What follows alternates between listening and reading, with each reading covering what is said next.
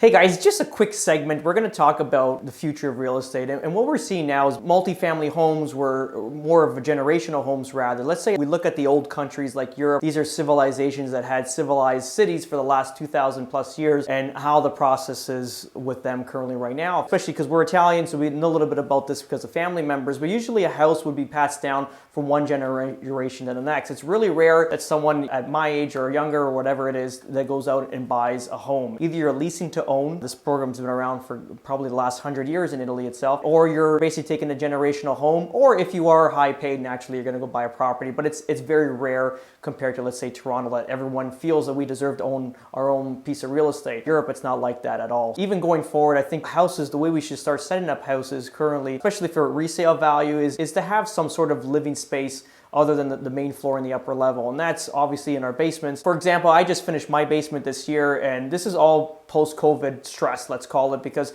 what happens, it doesn't matter the size of your house. It's if everyone's all in the same rooms, it becomes a lot. I think it's very important going forward to create different experiences right through your house. And this is what we tried to do in our basement now. Now it's not quite finished, but we're almost there. And we'll actually have some pictures through the basement here. What I did, number one, was create an exercise gym room. I don't know if you've ever been to a gym. Not the best environment if you're a little bit of a germaphobe, especially like myself. It was mind over matter every time you were touching equipment. So now I think it's very important to have some sort of staged area that's going to be just dedicated to an exercise room, and we'll show you a picture of that, what we did in mine. Also, what we did in the basement is this current room that we're in now. It's called the pub in our household, and my daughter comes here and drinks her little Pellegrino waters here. It's basically a little environment that after dinner, we have company over after dinner, we come down. We know that a lot of the bars and stuff got shut down during COVID, but we would come down here and basically treat it like we were out. It was a different experience. As you can see, it's all bricked, and these fixtures are actually 100 years old. They're out of a house in Kingsway we just got refurbished. But it also creates a different ambiance and a little bit, and again, different ambiances, different feelings. It gives different health benefits going forward, especially if you're trying to relieve stress. So this is one of those areas. You'll see we even created